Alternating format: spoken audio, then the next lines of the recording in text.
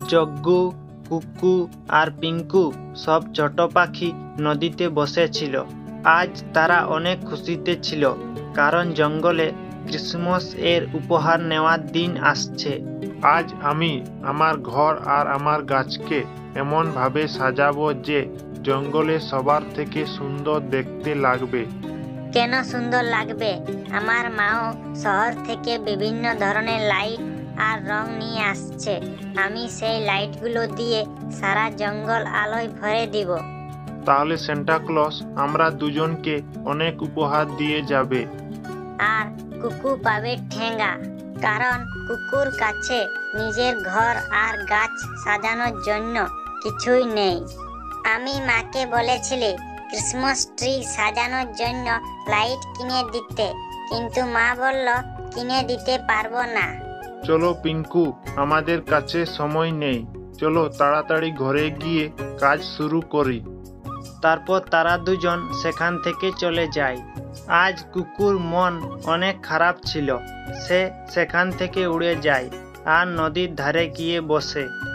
যদি আজ আমার বাবা থাকতো তাহলে আমাকেও ক্রিসমাস ট্রি সাজানোর জন্য লাইট কিনে দিত, আমাকে ক্রিসমাস মানানোর জন্য সব কিছু কিনে দিত, তারপর সান্টা ক্লজ আমাকে উপহার দিত। সেই ছোট্ট ছানা কান্না করতে করতে এইসব বলছিল। সেখান দিয়ে একটি পরী যাচ্ছিল। সে কুকুকে কান্না করতে দেখে তার কাছে যায় আর বলে, বন্ধু, এইভাবে কান্না করছো কেন? যার বাবা থাকে না সান্টা ক্লজ তাকেও তো উপহার দিয়ে যায়। কিন্তু যজ্ঞু বলল, আমি কোনো উপহার পাবো না, কারণ আমার কাছে ক্রিসমাস ট্রি সাজানোর জন্য কিছুই নেই। আমার কাছে রং নেই, আমার কাছে লাইট নেই। আমার কাছে রং আছে, লাইট আছে, সেইগুলো দিয়ে আমি তোমার ঘর আর গাছ সুন্দর করে সাজিয়ে দিব। তুমি চিন্তা করো না, তুমি ঘরে যাও আর কান্না করো না। তারপর কুকু খুশি খুশি নিজের ঘরে চলে যায়। জঙ্গলে রাত হয়ে যায়। যজ্ঞু তার ক্রিসমাস ট্রিকে সুন্দর করে সাজায় আর তার ঘরও সাজায়। পিঙ্কিও সুন্দর করে ক্রিসমাস ট্রি আর ঘর সাজিয়ে দেয়। মা, এখন আমি ঘুমাচ্ছি। যখন সান্টা ক্লজ আসবে আমাকে উঠিয়ে দিবে, আমি তার কাছ থেকে উপহার নিব। তাড়াতাড়ি ঘুমিয়ে পড়ো যজ্ঞু।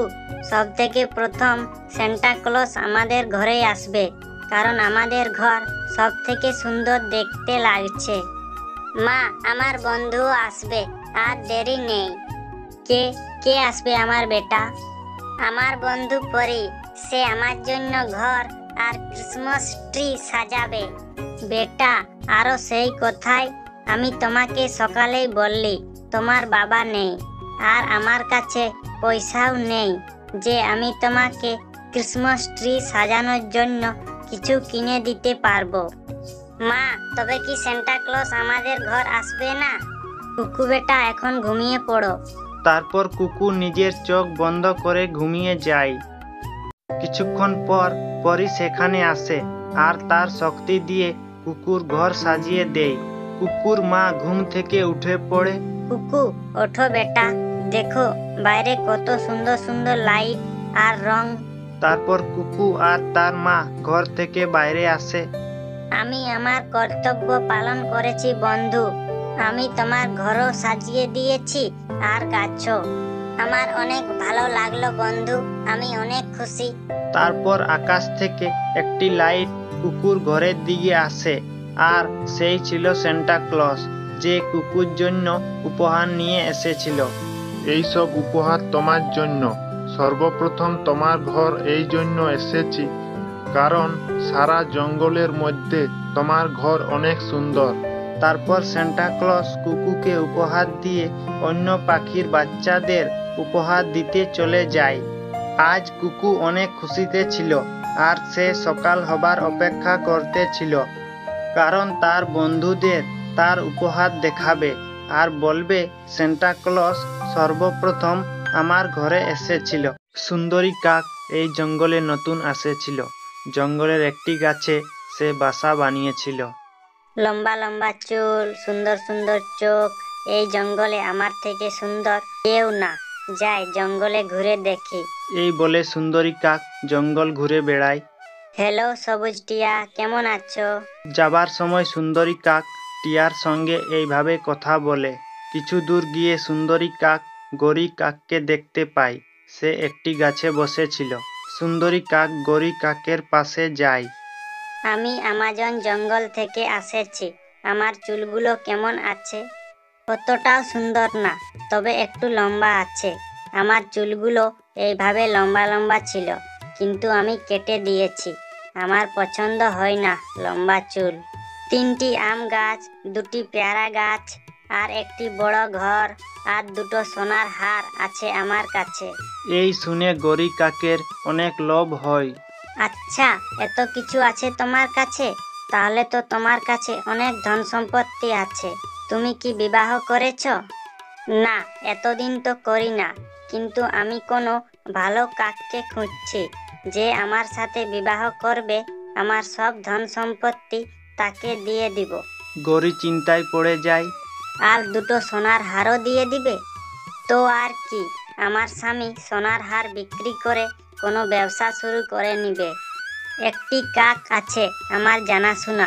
তুমি যদি বলো তাহলে আমি তার সাথে তোমার বিবাহের গল্প করব। কেন না, কাল আমি তোমার সাথে এই গাছটিতেই দেখা করব। সেই কাককে তুমি এখানে নিয়ে আসবে। আমি বিবাহের আগে একবার সেই কাককে দেখতে চাই। এই বলে সুন্দরী কাক সেখান থেকে চলে যায়, আর গৌরী কাকও ঘরে চলে যায়। গৌরীর স্বামী কালু কাক ঘরে ঘুমিয়েছিল। কালু কালু, ওঠো ওঠো, সব সময় খালি ঘুমাতেই থাকো। এখনই তো আমি ঘুমিয়েছিলি। কালু, একটি কাজ করবে আমার জন্য? হ্যাঁ, কি কাজ বলো? আমার সুন্দর স্বামী তোমাকে 2বার বিবাহ করতে হবে। এটা শুনে কালু কাক তো আশ্চর্য হয়ে যায়। 2বার বিবাহ? এ তুমি কি বলছো গৌরী? তোমার মাথা তো খারাপ হয় না? তোমার পেটেই তো আমি ভরতে পারি না, তাকে কিভাবে সামলাবো? সে অনেক বড় লোক। প্লিজ কালুজি, যদি তুমি তাকে বিবাহ করো তাহলে আমি 2টো সোনার হার পাবো। ভালোভাবে বুঝে নাও, পরে যেন আমাকে কোনো দোষ দিও না। আমি সব কিছু বুঝেই তোমাকে বলছি। পরের দিন গৌরী কাক তার স্বামী কালু কাককে সঙ্গে নিয়ে সেই গাছটির কাছে যায়। বান্ধবী, এই কি সেই কাক? হ্যাঁ, এই সেই কাক যার সাথে আমি তোমার বিবাহের কথা বলেছি। এই তো মোটা কাক, কিন্তু চলবে। আমি করব বিবাহ। আমি এই মোটা কাকের সাথে বিবাহ করব। এই শুনে কালু কাক তো খুশিতে নাচতে থাকে। এখন আমার বয়স 80 বছরেই তো হয়েছে, আমি এখনো বুড়া হই না। সেই কথা তো মনে আছে সুন্দরী? সেই সোনার হারের কথা? হ্যাঁ, আমার সব মনে আছে। তারপর গৌরী কাক নিজের হাতেই তার স্বামী কালু কাকের 2বার বিবাহ করে দেয়। সুন্দরী, চলো। কিন্তু কোথায়? তোমার বড় ঘরে। না না, এক্ষণেই না। এখন তো আমি 4 দিন আমার স্বামীর ঘরেই থাকবো। কত সুন্দর গল্প করব। স্বামীজি, চলো। পর কালু কাক সুন্দরী কাককে নিয়ে তার ঘরে চলে যায়।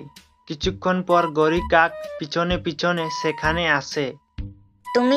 তুমি এখন এখানে কি করতে এসেছো? এখন গৌরী কিভাবে বলবে যে সে তো কালু কাকের স্ত্রী? গৌরী চুপচাপ ছিল। কালু বলে, এ তো আমার চাকর। ছি ছি, চাকর? কালো কাক, প্রথমেই বললে না কেন যে তুমি চাকর? এত গরিব কাককে আমার বান্ধবী বানাবো না। তুই যা এখান থেকে, যা, পালিয়ে যা, না হলে আমি তোর মেরে ঠ্যাং ভেঙে দিব। মালিকজি, কিছুক্ষণ বাইরে আসো, আমি তোমাকে কিছু বলতে চাই। তারপর কালু ঘর থেকে বাইরে আসে। কালু, এখন আর দেরি না করে এই বান্দ্রির কাছে 2টি সোনার হার নিয়ে তাকে তাড়িয়ে দাও। কিন্তু আমাকে কালকের দিন সময় তো দাও। এইসব তো তোমারই কাজ, এটাতে আমার কোনো দোষ নাই। গৌরী চলে যায়। স্বামীজি, তোমাকে একটি সত্য কথা বলতে চাই আমি। বলো বলো সুন্দরী, কি বলতে চাও? আমার কাছে তোমাকে দেওয়ার জন্য কিছুই নেই। আমি তোমার চাকরের সাথে সব মিথ্যা কথা বলেছিলে। আমার বিবাহ হতে ছিল না। যদি তোমার বয়স 80 বছর হয়, আমারও বয়স 90 বছর। এই জন্য আমি সোনার হারের মিথ্যা কথা বলেছিলে। আমার কাছে তো নিজের ঘরও নেই।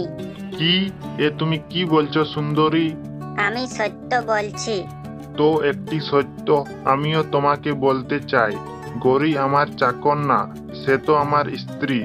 সে তোমার সাথে আমার বিবাহ সোনার হার নেওয়ার জন্য করেছিল। কি? হ্যাঁ। কালু কাক অনেক খুশিতে ছিল, কারণ তার প্রথম স্ত্রী সোনার হার পাক আর না পাক, কিন্তু কালু কাক দ্বিতীয় স্ত্রী অবশ্যই পেয়েছে।